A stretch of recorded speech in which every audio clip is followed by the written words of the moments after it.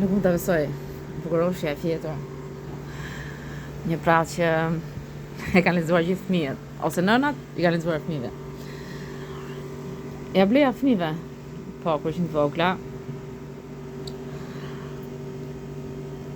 Nuk mund ta besoj, Nuk mund ta besoj që kjo nuk e godit. Nuk e shkon, nuk e hedh në kosh blerave. Nuk mund ta besoj. Nuk mund ta besoj sa i lumtur mbreti dhe mbretëresha, sepse kishin lindur një vajzë yll të bukur. Sa e bukur vajza.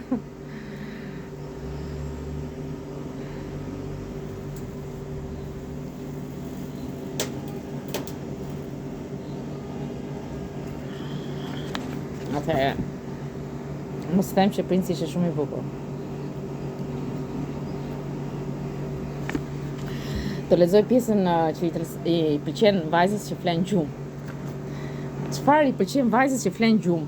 Mund ta shikoni vajzën që hap syt. Atëherë, çfarë i pëlqen? Më pëlqen të shoh këtë. Por kur pa princeshën të shtrirë në shtrat, u përkul mbi të dhe i dhuroi një të puthur gjithë pasion. Atë çast magjia u shprish dhe princesha hapi syt pranë princit. Nuk ishte shumë ndjenja se nuk ekziston. Fill pas kësaj u zgjuan të gjithë banorët e pallatit dhe shënë verë kremtuan prishjen e syrit të lig dhe festa vijoi me dasmën e shkëlqyer të bukuroshës së fjetur me princin. Pra ka një sekret edhe